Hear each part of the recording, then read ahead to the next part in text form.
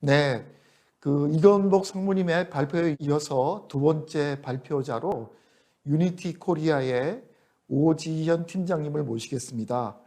오지현 팀장님은 아마도 굉장히 오랜 기간 동안 게임 개발에 참여하신 것 같습니다. 그래서 아마도 3D라든가 이런 쪽의 전문가로 알려져 있고요. 오늘 말씀 주실 주제는 실시간 기술이 미래를 변화시키고 있다 합니다. 아마도 3D 기술이라고 하는 것이 가상경제랑 굉장히 밀접한 관련이 있기 때문에 기술의 발전 추이하고 적용되는 분야 이런 것에 관한 말씀을 주실 것 같습니다. 오지현 팀장님께 발표를 부탁드리겠습니다. 안녕하십니까. 유니티 에반젤리스트 오지현입니다. 이번 시간에는 메타버스의 변화로 이어진 산업 트렌드라는 주제로 진행을 해볼 텐데요. 제가 유니티에서 오긴 했지만 유니티의 기술이 어떻고 유니티의 기능이 어떻고 이런 쪽에 집중을 한다기보다는 전반적인 많은 산업군에서 메타버스라는 키워드가 어떻게 사용되고 있는지 그 산업 트렌드를 보는 시간이라고 생각해 주시면 될 것 같습니다. 그래서 현재 리얼타임 3D, 그러니까 실시간 3D 콘텐츠들이 전반적으로 많이 쓰이고 있습니다. 예전에는 실시간 콘텐츠, 뭔가 인터랙티브 콘텐츠다 하면은 보통 비디오 게임, 아니면 모바일 게임, 이런 게임 쪽에 집중이 됐었는데요. 이런 게임에 쓰였던 기술들이 전반적인 제조, 건축, 여러 가지 산업들에서 널리 사용되고 있다고 보시면 될 것 같습니다. 그래서 우선 영상을 먼저 소개시켜 드릴게요.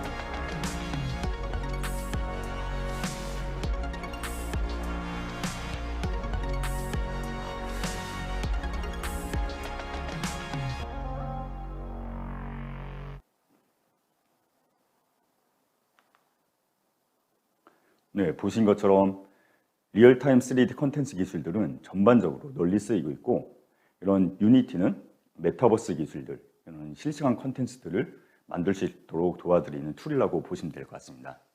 그래서 요즘은 유니티가 메타버스 개발 환경으로 널리 알려져 있죠. 그래서 그 사례들을 좀 소개시켜 드리면은, 사실 최근에 팬데믹 사태가 되면서 텔레프레젠스라는 키워드가 처음에 많이 떠올렸습니다. 그러니까 물리적으로 뭔가 떨어져 있다는 걸 나타내는 텔레라는 접두하고 뭔가 현상, 모양을 나타내는 프레젠스, 이 두 개가 합쳐진 합성어라고 보시면 될 것 같은데요. 대표적인 게 아마 VR챗일 겁니다. VR챗은 말 그대로 VR 공간 안에 들어와서 채팅을 할 수 있는 그런 서비스 프로그램이라고 보시면 될 것 같아요. 근데 단순히 채팅에만 국한되는 게 아니고요. 서로 아바타, 되게 다양한 아바타가 있거든요. 아바타 형태로 이 공간 안에 들어와서 서로 단순히 모임만 하는 게 아니고 게임도 할 수 있고요. 아니면 나만의 공간, 나만의 집 같은 걸 꾸며가지고 친구들 초대할 수 있어요. 그래서 뭔가 클럽 같은 걸 꾸며가지고 뭔가 클러빙 같은 것도 하고요. 이런 식으로 좀 종합적으로 소셜라이징 할 수 있는 그런 프로그램이라고 보시면 될 것 같습니다. 그래서 제가 어떤 경우도 봤냐면 이 공간 안에 모여서 다 같이 동영상 강의를 보더라고요. 그러니까 사실 이 동영상 강의 인간 같은 거는 혼자 볼 수도 있잖아요. 근데 이 공간 안에 모여서 친구들이랑 같이, 아무래도 사람이 좀 사교적인 그런 동물이다 보니까 공부도 혼자 하는 게 아니고 이 공간 안에서 같이 하고 그러더라고요. 그래서 이런 비슷한 서비스들은 VR챗만의 있는 게 아니고 굉장히 많이 있습니다. 알트스페이스, 웨이브, 이런 식으로 기존에 있던 것도 있고, 아니면 이프렌드라든가 호라이즌처럼 최근에 생겨난 최근에 서비스되기 시작하는 이런 기능들도 있고요. 그래서 이런 것들이 요즘은 메타버스라는 이름으로 불리고 있습니다. 메타버스는 아마 많이들 들어보셨을 거예요. 뭔가 초월해 있는 그런 걸 뜻하는 메타라는 접두하고 유니버스를 뜻하는 버스가 합쳐져서 합성어거든요. 그러니까 앞서 말씀드렸던 텔레프레전스하고 굉장히 비슷한 뜻이죠. 그래서 텔레프레전스라는 키워드가 최근에 메타버스로 바뀌어서 이렇게 널리 사용되고 있다라고 보시면 될 것 같아요. 국내에는 메타버스라고 한다면 제페토가 가장 아마 유명할 겁니다. 특히 제페토 같은 경우는 저희 유니티와 함께 협업해서 전시 공간을 만드는 케이스가 있거든요. 그러니까 유나이트라는 저희 유니티 컨퍼런스가 있습니다. 개발자 컨퍼런스가 있는데요. 강의 같은 거는 이런 유튜브라든가 줌 같은 이런 영상 서비스를 통해서 진행을 하면 됩니다. 근데 문제는 전시 공간이거든요. 그래서 전시 공간을 제페토 안에 꾸며놔가지고 이런 아바타가 돌아다니면서 유니티의 기능도 살펴보고 아니면 유니티로 만들어진 게임들, 유니티로 만들어진 서비스들이 어떤 것들인지 이런 걸 막 부스 방문하면서 살펴볼 수가 있어요. 그리고 보시면은 이 아바타가 모자도 쓰고 있고 가방도 메고 있고 뭐 점퍼도 입고 있고 그러고 있는데 유니티가 박혀 있는 그 유니티 기념품 옷을 입고 있어요. 이게 부스를 돌아다니면서 스탬프 같은 걸 찍을 수가 있거든요. 그래서 그 스탬프를 찍으면은 이 아바타 옷을 입을 수가 있고요. 그리고 실제 이 아바타로 입은 옷을 저희가 실제로 배송을 해드렸어요. 특히 대학생분들에게 인기가 많았던 그런 행사였고요. 어찌 보면 가상과 현실 이어주는 대표적인 사례라고 볼 수가 있겠죠. 그리고 또 다른 예로는 가상 공간 안에서 컨퍼런스 하는 건데요. 지금 보여드리고 있는 거는 바이브에서 진행했던 컨퍼런스입니다. 근데 보시면은 굉장히 많은 사람들이 참여를 했고 이 연사가 공중에 막 바이러스를 뿌려요. 이 공중에 바이러스를 뿌리는데 가상 공간이니까 이 많은 사람들이 한 군데 모여도 안전하잖아요. 그래서 막 뿌리면서 갑자기 사람들의 방호복으로 뿅뿅뿅 바뀌고 이런 식으로 좀 안전하다는 연출 막 그런 것도 했었고요. 그리고 막 비디오를 재생하다가 비디오 안에서 갑자기 기차가 튀어나옵니다. 이런 식으로 가상에서밖에 할 수 없는 연출들 이런 것들을 적극적으로 사용을 하고 있거든요. 이런 식으로 단순하게 오프라인을 온라인으로 옮기는 거에서 끝난 게 아니고요. 이런 온라인의 강점을 많이 살리는 걸 보여드리고 있습니다. 이런 식으로 가상 공간 안에서 진행을 하게 되면은 현실에서 할 수 없는 연출, 가상에서밖에 할 수 없는 연출 이런 것들을 적극적으로 도입하면서 뭔가 좀 더 집중력을 높이고 좀 더 재미난 걸 보여드리고 있습니다. 이런 시도들은 계속 진행이 되고 있고요. 특히 얼마 전에 진행했던 마이크로소프트에서 컨퍼런스에서는 막 배경을 수족관으로 바뀌었다가 공연장을 바꿨다가 이런 되게 다이나믹하고 역동적인 그런 연출 보여드리고 있습니다. 앞으로 이런 움직임, 이런 시도들은 더 많아질 거라고 생각을 하고 있습니다. 그리고 이런 컨퍼런스뿐만이 아니고 특히 이런 회의 같은 데서도 가상 공간이 활용될 수가 있는데요. 요즘 아마 줌은 다 사용을 잘 하실 거예요. 근데 줌으로 이제 화상만으로는 소실되는 커뮤니케이션이 있을 수밖에 없거든요. 근데 이런 가상 공간을 서게 되면 서로 뭐 VR 고글이 있으면 VR 공간으로 들어가서 하기도 하고 아니면 AR 고글이 있으면 AR 고글 끼고 들어가고 없으면 뭐 캠으로 들어갈 수도 있고 이런 식으로 다양한 방식으로 이 가상 공간에 들어간 다음에 서로 아바타 형태로 공유를 서로 커뮤니케이션을 하는 거죠. 그렇게 되면 표정, 제스처 이런 것들도 다 포함돼서 커뮤니케이션을 할 수가 있기 때문에 좀 더 커뮤니케이션이 효율적으로 되고요.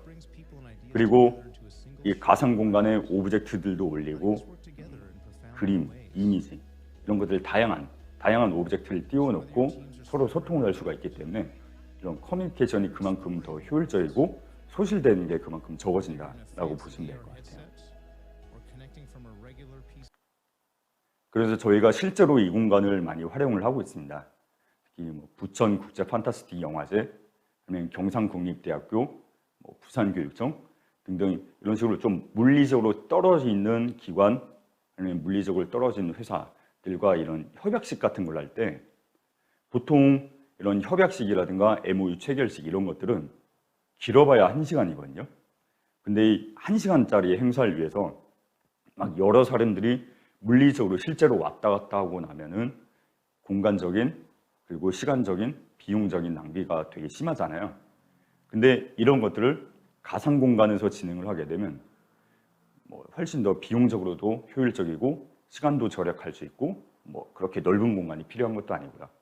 이런 식으로 가상 공간에서 하게 되면 되게 효율적으로 진행할 수 있는 것들이 굉장히 많이 있습니다. 특히 이런 관련된 비슷한 서비스들은 계속 또 앞으로 출시를 앞두고 있습니다. 페이스북에서도 마찬가지고 마이크로소프트에서도 마찬가지고 이런 비슷한 업무 공간을 계속 서비스를 출시할 계획을 앞두고 있습니다. 이런 메타버스는 아마 정의나 어원 그런 거 많이 들어보셨을 거예요. 그래서 이 메타버스라는 거는 30년도 더 된 소설 스노우크래시에서 처음 나왔던 단어인데요. 아바타라는 개념도 여기서 처음 나오고 메타버스라는 개념도 여기서 처음 나오고 그랬습니다. 근데 아바타라는 개념들은 예전부터 널리 쓰고 있었기 때문에 이 아바타라는 단어에 대해서는 큰 이견이 없는데 이 메타버스라는 단어도 오래되긴 했지만 본격적으로 이렇게 널리 쓰이기 시작한 건 얼마 안 됐거든요. 그러다 보니까 이 어디서부터 어디까지가 메타버스냐 이런 단어에 대한 논란 그런 게 조금 있는 것 같긴 합니다. 그래서 시간이 지나면서 좀 더 사회적 합의가 이루어져야 되는 그런 단어라고 볼 수가 있는데요. 예를 들면은 소설 스노우크래시도 마찬가지고 영화 레디 플레이어 원도 마찬가지고 이 VR 하드웨어 장비를 끼고 가상 공간에 들어가거든요. 그래서 이 장비를 끼고 들어가야 거기가 메타버스다라고 많은 사람들이 이야기를 했습니다. 하지만 최근에는 아니다. 아바타에 집중을 합니다. 또 다른 공간에 나를 대변하는 이 아바타가 있으면 그 공간이 메타버스다. 그래서 꼭 VR 장비가 아니더라도 모바일로 들어가도 아니면 PC로 들어가도 내 아바타가 있는 공간이 바로 메타버스다. 해서 제페토, 이프렌드, 로블록스 이런 서비스들이 메타버스로 대변되고 있죠. 또 더 나아가서 최근에는 되게 확장된 개념으로 사용이 되고 있습니다. 그래서 장비, 아바타 이런 것보다는 공간에 초점을 맞춘 거죠. 그래서 가상 공간이 만들어지고 그 가상 공간에서 어떤 활동 아니면 어떤 행위가 일어나고 이런 것들이 이 가상에서만 끝나는 게 아니고 현실과 뭔가 이어지면서 시너지가 일어나면 그 공간이 바로 메타버스다라는 좀 더 넓은 개념, 확장된 개념으로 사용이 되고 있습니다. 그래서 어찌 보면은 메타버스다라는 단어는 사실 이 단어에 초점을 맞춘다기보다는 이 단어 내면에 있는 디지털 트랜스포메이션에 초점을 맞추는 게 더 쉽게 이해하실 것 같아요. 그러니까 현실에서 일어나는 것들을 많은 것들을 가상에서 옮기고 이 가상에서 일어나는 행위들, 결과물들, 현실과 뭔가 시너지가 이런 동기화되고 서로 영향을 미치면서 가상과 현실이 같이 발전하는 그런 형태가 그리고 그런 움직임이 최근의 트렌드다라고 보시면 될 것 같아요. 그래서 이런 움직임은 산업 전반적인 라이프 사이클로 전반적으로 일어나고 있고요. 그래서 하나하나 좀 더 구체적인 예시를 보여드리도록 하겠습니다. 우선 제품 디자인, 프로덕트 디자인 쪽으로 사용될 수가 있을 텐데요. 특히 자동차 같은 경우는 굉장히 이 디자인 프로세스가 오래 걸립니다. 그래서 자동차에 관심 있는 분이라면 자동차가 한 몇 달 만에 만들어진 게 아니고 한 년에 걸쳐서 디자인되고 뭐 생산되고 이런 라이프 사이클이 굉장히 길다는 걸 아실 거예요. 그것도 그럴 것이 자동차는 디자인 과정이 굉장히 복잡합니다. 우선 CAD 같은 DC 툴로 이런 디자인돼서 디지털 에셋이 제작되고 그러고 나서 미니어처로 3D 프린팅 같은 걸 이용해서 미니어처를 뽑아냅니다. 그리고 나서 1:1 스케일로 목업을 만들어내고요. 이런 목업을 만들고 나면은 진짜 이 차량 표면에 느낌 나게 특수한 페인팅 과정을 거쳐요. 그러고 나서 다 같이 모여서 검수를 하죠. 근데 다 같이 모일 때도 한 사무실에만 있는 사람들만 모인 게 아니고 지방에 있는 사람도 오기도 하고 아니면 해외에 있는 사람이 오기도 하고 이런 식으로 어느 정도 출장이 이루어지면서 한 군데 모여서 검수를 합니다. 그리고 당연히 피드백 사항이 생기겠죠. 그러면 다시 처음으로 돌아가서 디자인하고 캐드로 만들고 미니어처를 뽑고 목업을 만들고 다 같이 다시 모이고 이런 과정들을 무수하게 반복을 해야 됩니다. 하지만 이런 것들 가상 공간에서 진행을 하게 되면 이터레이션이 굉장히 간단해지죠. 디지털 공간에서 만들고 그리고 다 같이 디지털 공간 안에 모여서 디자인 검수도 하고 그렇게 되면은 물리적인, 시간적인, 공간적인 여러모로 효율적인 그런 이터레이션이 발생을 하게 되죠. 물론 물리적인 목업도 만들긴 해야겠지만 이런 물리적인 목업을 만드는 시간 그리고 횟수를 많이 줄일 수가 있게 되는 거죠. 그래서 자동차뿐만이 아니고 여러 산업 디자인에서 이런 디지털 공간에서 모여서 검수하는 이런 방법론들이 굉장히 많이 적용이 되고 있습니다. 그리고 시뮬레이션 엔지니어링 이쪽에도 활용될 수가 있을 텐데 대표적인 게 바로 자동차 시뮬레이션입니다. 특히 요즘 자율주행이 되게 화두잖아요. 근데 이 자율주행은 보면 알고리즘이라든가 그런 것들은 굉장히 많이 발전이 돼 있습니다. 근데 문제는 바로 테스트거든요. 테스트하고 이런 머신러닝 기반이다 보니까 이 머신을 테스트해보고 여러 환경에 노출시켜서 학습시키고 그래야 되는데 사실 현실적인 도로는 되게 기상천외합니다. 보면은 왼쪽에 보시면은 갑자기 사람이 카트를 타고 나타나요. 진짜 카트라이딩을 하고 있고요. 그리고 우측에 보시면은 사람이 가고 있는데 갑자기 탱크가 지나갑니다. 이게 러시아의 도로라는데요. 코로나가 끝나면 러시아 한번 좀 가보려고요. 진짜로 거기서 운전하면 어떤 일들이 일어날지 되게 두근두근하고 그렇습니다. 이런 실제로는 되게 기상천외 일들이 많이 일어나고 뭐 국내도 마찬가지죠. 뭐 밤에 스텔스 차량이 지나가기도 하고 자라니, 킹라니 굉장히 많은 상황들이 있잖아요. 근데 이런 것들을 실제로 이 머신이 실제로 학습해 보기에는 아무래도 한계가 있죠. 그렇기 때문에 가상 공간에서 이 자율주행 차량을 학습시키고 트레이닝 시키는 시도들을 많이 하고 있습니다. 지금 보여드리고 있는 거는 LG의 사례인데요. LG뿐만이 아니고 MS, 바이두, 테슬라도 마찬가지고요. 자율주행을 연구하는 모든 업체에서는 이 가상 공간에서 이 머신러닝을 테스트하고 학습시키고 하는 것들을 진행하고 있다고 보시면 될 것 같아요. 그리고 특히 자율주행은 카메라뿐만 아니고 라이다, 레이다 여러 가지 센서들이 있거든요. 그래서 이런 센서들도 다 이런 가상 공간에서 학습을 시키면은 굉장히 시간적으로도 효율적이고 비용적으로도 그리고 무엇보다 위험하지 않죠. 차량은 되게 위험하잖아요. 당연히 실제 도로에서 테스트를 해보면 너무 위험한 상황이 많이 연출되기 때문에 이 가상 공간에서 진행을 하게 되면 여러모로 굉장히 효율적인 부분들이 많아지겠죠. 그렇기 때문에 자율주행을 연구하는 업체에서는 이런 가상 공간에서 주행을 다 적용하고 있다고 보시면 될 것 같습니다. 그리고 또 생산, 건축 이런 쪽으로도 널리 쓰일 수가 있는데요. 특히 자동차의 예시를 보여드리고 있는데 폭스바겐의 예시입니다. 자동차의 생산, 아니면 물류 관리 이런 부분들은 장비들 다 비싸요. 그렇기 때문에 이 비싼 장비를 다루기 전에 반드시 트레이닝을 거치고 현장에 투입이 돼야 되는데 예전에는 트레이닝을 하기 위해서 실제와 똑같은 물리 공간을 또 따로 만들었어요. 이 트레이닝 공간을. 그래서 그 공간 안에서 트레이닝하고 그랬었는데 이 가상 공간 안에서 트레이닝을 하게 되면은 마찬가지죠. 시간적인, 공간적인, 비용적인 많은 부분들을 절약을 할 수가 있습니다.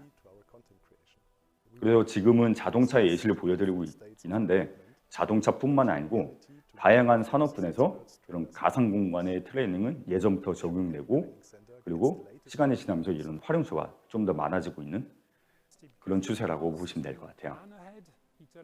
특히 건축 같은 경우는 비싼 것도 비싼 거지만 무엇보다 위험하잖아요.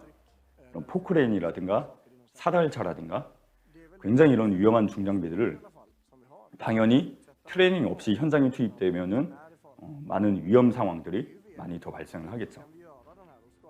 그렇기 때문에 가상 공간에서 이런 중장비들을 다루는 트레이닝을 거치고 나서 현장에 투입되면 그만큼 더 안전하게 이런 작업들을 진행을 할 수가 있습니다. 그래서 가상 공간에서의 트레이닝 같은 거는 자동차, 제조, 건설뿐만 아니라 항공 그리고 방위산업 다 마찬가지로 굉장히 다양한 산업군에서 널리 적용되고 있다고 보시면 될 것 같습니다. 그리고 또 건축 쪽에서 AR이 또 활용될 수가 있을 텐데요. 그러니까 건축을 하기 전에 맨땅이라든가 아니면 철근만 놓고 그러고 나서 뭔가 블루프린트라든가 아니면 빔 데이터를 보고 어느 정도 추측을 하면서 진행을 해야 되거든요. 근데 AR로 현장을 대게 되면은 그 위에 실제 철근들이 어떻게 올라가고 실제 벽들이 어떻게 올라가고 그런 것들을 이 AR 기술을 통해서 다 미리 확인을 해볼 수가 있기 때문에 그만큼 공사 진행이 좀 더 효율적이고 좀 더 오차 없이 진행이 될 수가 있겠죠. 이런 식으로 AR 기술도 널리 사용되고 있다고 보시면 될 것 같아요. 그리고 또 세일즈 마케팅 이쪽으로 활용될 수가 있을 텐데요. 대표적인 게 바로 버추얼 쇼룸 아니면 가상 전시회 이런 걸 거예요. 지금 보여드리고 있는 거는 폭스바겐의 사례인데요. 작년에 원래 제네바 모터쇼가 계획이 돼 있었는데 당연히 오프라인 행사들이 다 취소가 됐잖아요. 그래서 폭스바겐에서는 원래 하려고 했던 걸 가상 공간에 꾸며놨습니다. 근데 보시면은 이런 투시 효과 같은 거는 현실에서는 있을 수가 없는 거잖아요. 그래서 이런 식으로 이 케이스에서도 가상의 공간, 온라인의 공간 이런 이점들을 굉장히 잘 살리는 케이스들을 보여드리고 있습니다. 그리고 보시면은 자동차의 뭔가 색상을 바꿔본다거나 아니면 자동차의 휠을 바꿔본다거나 이런 식으로 현실에서 할 수 없는 이런 것들을 도입하게 되면서 굉장히 좀 더 사용자들이 집중할 수 있고 다양한 행위들을 해보면서 이 공간을 즐길 수 있도록 많이 꾸며놨습니다. 그리고 보시면 막 이 턴테이블이 돌아가잖아요. 근데 자동차 턴테이블을 실제로 만들려면 되게 비싼 작업이거든요. 근데 가상이니까 막 여러 개를 박아놔요. 그리고 이 사진을 보면은 이 공간이 모바일로도 들어갈 수가 있거든요. 이런 식으로 소파에 누워서 편하게 모터쇼를 감상해라. 그런 걸 보여드리고 있는 사진이에요. 그래서 온라인으로 행사를 진행하게 되면 굉장히 쉽게 접근할 수가 있게 된 그런 장점들이 있습니다. 그리고 또 서비스 이웃이지 뭐 쉽게 말하면은 유지 보수에도 활용이 될 수가 있습니다. 그 대표적인 게 바로 스마트 팩토리라고 불린 것들일 거예요. 요즘 공장을 만들 때 스마트 팩토리라는 개념을 같이 적용해서 공장들을 건설을 하고 있습니다. 그러니까 예전에는 시설 관리다 하면은 되게 두꺼운 종이 매뉴얼 들고 다니고 그랬어야 되는데 요즘은 태블릿에 매뉴얼 다 들어가고 그리고 거기서 더 추가돼서 AR 글래스 같은 걸 끼고 다니면은 이 가상 공간에서만 끝나는 게 아니고 현실의 오브젝트 위에 이런 가상 매뉴얼 같은 게 뜹니다. 그렇게 되면 좀 더 매뉴얼이 직관적이고 유지 보수가 좀 더 직관적으로 되는 거죠. 그래서 만약에 어떤 장비가 고장 났다. 그럼 그 장비를 보면은 그 장비 위에 매뉴얼 뜨고 지금 어떤 부분이 잘못되어 있고 그런 것들을 직관적으로 확인하면서 유지 보수를 할 수가 있게 되는 거죠. 그래서 이런 가상 공간에서의 시뮬레이션 그리고 스마트 팩토리 이런 개념들이 종합적으로 적용된 사례를 좀 보여드릴 텐데요.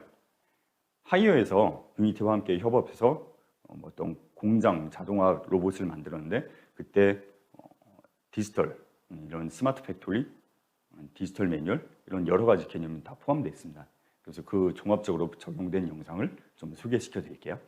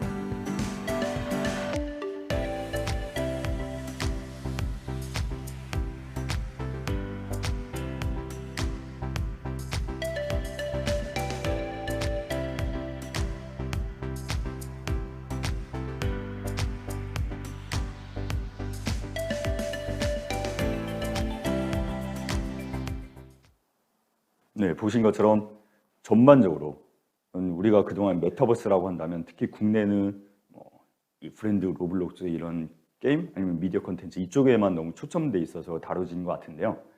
그게 아니고 미디어 콘텐츠 게임뿐만 아니고 전반적인 산업 영역에서 널리 쓰이고 있다는 걸 보실 수가 있을 겁니다. 그래서 유니티는 이런 더 많은 메타버스 사례들이 만들어질 수 있도록 저희가 더 많이 도와드리려고 노력을 하고 있고 관련 기능도 많이 개발해서 출시를 하고 있습니다. 감사합니다. 네, 이번 세션의 두 번째 순서로 그 유니티 코리아의 오지연 팀장님께서 실시간 기술이 미래를 변화시키고 있다라는 주제로 발표를 해주셨습니다. 오 팀장님 발표 잘 들었습니다. 아마도 저 게임 쪽에 많이 일을 하시다 보니까 3D와 관련돼서 그 메타버스가 어떻게 앞으로 변화할 것인가, 그 다음에 제조업을 비롯해서 여러 응용 분야에 활용되고 있는 사례 이런 것에 관해서 말씀을 주셨는데요. 발표 굉장히 잘 들었습니다. 사실 이제 메타버스 이런 거를 얘기하게 되면 꼭 그 더불어 이야기하는 부분이 예전에 그 저희가 자주 접했던 세컨 라이프 이런 게 있었지 않습니까? 메타버스에 대한 관심이라고 하는 게 사실은 코로나 팬데믹 때문에 생겨났다고 보여지는데, 만약에 이 코로나 상황이 조금 나아지게 되면 혹시라도 메타버스에 대한 관심이 좀 사그러들지 않을까, 그런 걱정과 우려도 있는 것 같습니다. 이러한 문제에 대해서는 어떻게 생각하시나요? 간단하게 좀 말씀을 주시죠. 네. 이 팬데믹 사태가 되면서 대중들에게 이런 메타버스 관련된 것들이 많이 알려지기 시작한 건 같아요. 그래서 많이들 그런 우려 아니면 많이 그런 고민들을 하신 것 같아요. 근데 사실 관련 기술, 관련 산업은 예전부터 계속 성장을 해오고 기술 발전이 이루어져 오고 있었습니다. 다만 팬데믹 사태가 되면서 좀 더 관심을 갖게 되고 좀 더 많이 알려지고 그리고 좀 더 많이 발전하게 되고 그런 것 같은데요. 그렇기 때문에 이런 팬데믹이 끝난다고 하더라도 원래 예전부터 이루어져 오고 있던 방향이고 그 개발 트렌드고 기술 트렌드였기 때문에 이 팬데믹 사태가 끝난다고 해서 이런 것들이 갑자기 없어지거나 하는 건 아니라고 보시면 될 것 같아요. 그렇기 때문에 뭐 페이스북, 마이크로소프트, 아니면 뭐 네이버, 삼성, LG, 엔비디아 등등 많은 빅테크 기업들, 많은 대기업들이 예전부터 계속 투자를 해오고 있었고, 당연히 이제 팬데믹 사태가 되면서 그 개발의 집중도도 좀 더 높아진 그런 상황이라고 보시면 될 것 같아요. 그래서 이런 큰 기업들, 이런 대기업들이 뭐 단순히 2년만 보고 그렇게 투자를 해오고 있던 건 아니었거든요. 미래의 이런 큰 줄기, 미래의 방향은 이런 것이다 라고 이미 생각을 하고 있었기 때문에 계속 개발을 해오고 있었다라고 보시면 될 것 같고요. 그리고 하드웨어적으로든 소프트웨어적으로든 전반적으로 이런 좀 산업 가속도가 이루어지고 있습니다. 그리고 특히 얼마 전에 페이스북이 회상을 메타로 바꿨잖아요. 이런 큰 기업이 단순히 뭐 1, 2년만 보고 이런 회사명까지 바꾸는 이런 큰 일을 저지르진 않았을 거라고 생각을 합니다. 그렇게 봐주시면 될 것 같고요. 그리고 특히 또 요즘 국내에서는 제페토가 가장 큰 이슈잖아요. 근데 생각을 해보면은 이 제페토가 저도 폰에 깔았거든요. 근데 플레이를 해보면은 저랑 딱히 안 맞는 것 같은 느낌이 들긴 해요, 사실. 뭐 게임처럼 막 들어가서 몬스터 때려잡는 것도 아니고 혈맹들끼리 뭐 싸우는 것도 아니고 그러다 보니까 뭔가 온라인 게임으로 생각하면 뭔가 안 와닿을 수 있는데, 이 제페토는 10대들의 3D 싸이월드다라고 보시면 될 것 같아요. 그렇기 때문에 우리 같은 경우는 이 싸이월드 같은 걸 통해서 텍스트와 사진 기반으로 나는 오늘도 눈물을 흘린다, 그 감성이 이어져서 페이스북까지 온 거잖아요. 근데 10대들은 어릴 때부터 이런 디지털 환경에 많이 노출되어 있기 때문에 텍스트보다는 동영상, 아바타 이런 것들이 더 익숙하기 때문에 이런 제페토가 지금의 메인 소셜 미디어가 되었다라고 봐주시면 될 것 같고요. 그리고 특히 저 입장에서 생각을 해보면은 저는 카카오 스토리를 안 하거든요. 왜냐면 카카오 스토리는 저희 부모님이 하기 때문에. 그렇기 때문에 저는 카카오 스토리를 가입만 해놓고 안 써요. 그럼 지금의 10대들도 마찬가지겠죠. 우리 세대들이 페이스북을 쓰니까 그들에게는 페이스북이 뭔가 온라인 탑골이고, 그러다 보니까 제페토로 많이 하는 것 같습니다. 그래서 지금의 10대, 20대들이 시간이 좀 더 지나서 20대, 30대가 돼서 그 주요 소비층이 되면은 이런 관련 산업들이 좀 더 폭발적으로 성장할 것으로 생각을 하고 있습니다. 네. 오 팀장님께서는 비교적 그 메타버스라고 하는 것이 앞으로 이제 발전 가능성이 많이 있다, 이런 말씀을 주시는군요. 예. 사실 저도 최근에 무슨 행사라든가 회의를 할 때 메타버스를 이용해서 서비스를 이용한 적이 있는데요. 아직 이제 초기여서 그런지 답답한 부분이 많이 있는 것 같습니다. 이게 컨텐츠 측면에서도 그렇고 기술적으로도 허들이 많이 있는 것 같은데 뭐 이렇게 신속하게 해결이 되면 앞으로 뭐 가상 기술이나 서비스가 확산되는데 도움이 되겠다라고 하는 부분이 있으면 말씀을 주시면 좋겠습니다. 네, 부탁드리겠습니다. 네, 사실 이 메타버스 관련 산업은 뭐 아직까지는 계속 기술 투자가 이루어지는 단계라고 봐주시면 될 것 같아요. 그래서 일부 영역에서는 이미 잘 사용하고 있기도 하지만 또 일부 영역에서는 아직까지 좀 더 발전해야 되는 측면이 더 많은 것도 사실이긴 하고요. 근데 원래 이런 기술 혁신들이 하루아침에 이루어지진 않거든요. 전기차를 생각을 해보면은 전기차가 10년 후에는 모든 도로에 전기차가 깔리고 자율주행이 깔릴 거다라는 거는 다들 의심을 하지 않으시잖아요. 근데 10년 전에는 이런 얘기를 하면은 다들 뭘까 좀 사기꾼 보듯이 했어요. 근데 이제 10년이 지난 후에는 이런 기술들 되게 정점에 이루었고 뭐다 이게 메인스트림이 될 거라고 아무도 의심하지 않죠. 그렇듯이 뭐 메타버스도 아직까지는 계속 기술 개발이 활발하게 이루어지고 있는 단계다. 그리고 인프라가 많이 깔리고 있는 단계다라고 보시면 될 것 같고요. 그래서 저희가 생각하기에는 10년 후에는 누구나 다 VR이라든가 아니면 AR 관련 기기를 들고 다닐 거다라고 생각을 하고 있습니다. 생각을 해보면 스마트폰도 보급되는데 한 10년 정도가 걸렸거든요. 10년 전에는 스마트폰은 조금 일부의 얼리 어댑터 정도만 들고 다니는 거였는데 요즘은 스마트폰이 없는 뭐 생활은 생각을 할 수가 없잖아요. 그런 식으로 아직까지는 조금 시간이 더 필요하다라고 보시면 될 것 같고요. 그래서 많이 발전을 해야 돼요. 하드웨어적으로도. 특히 요즘 VR 장비들이 많이 가벼워지고 많이 저렴해지고 그러고 있긴 하지만 좀 더 저렴해져야 되고 좀 더 가벼워져야 되고 해상도도 좀 더 높아져야 되고요. 그리고 AR 고글 같은 거 써보면은 아직까지는 좀 시야각도 좁고 무겁고 그리고 조금 비싸거든요. 그래서 시간 지나면서 이런 것들도 좀 더 가벼워지고 좀 더 저렴해지고 그래야 될 것 같고요. 그리고 무엇보다 통신망이 좀 중요합니다. 대량의 데이터를 계속 실시간으로 스트리밍하면서 뭐 다운로드 받고 아바타도 다운로드 받고 뭐 3D 오브젝트도 다운받고 그래야 되면은 아직까지는 이 5G가 많이 보급이 안 돼 있어요, 사실상. 근데 시간이 지나면서 5G도 많이 깔려야 되고 뭐 요즘 6G 얘기도 나오기도 하고 그러죠. 이런 식으로 좀 컨텐츠적인 것뿐만 아니고 하드웨어, 인프라 좀 많은 부분들에서 계속 발전이 일어나고 있는 단계이기 때문에 시간이 어느 정도 조금 필요하다라고 봐주시면 될 것 같습니다. 네.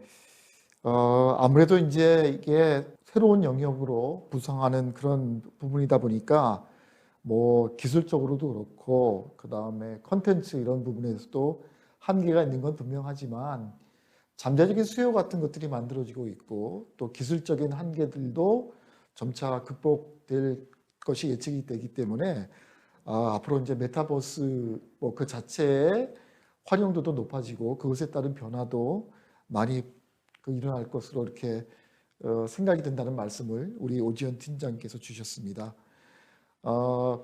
이번 세션 주제가 디지털 가상경제의 확장이라고 하는 것이었는데요. 두 분의 발표자분들을 모시고 기술적인 부분 또 그 다음에 앞으로 예측이 되는 성장 가능성 이런 부분들 말씀을 잘 들어봤습니다. 대단히 감사합니다. 네, 감사합니다. 네.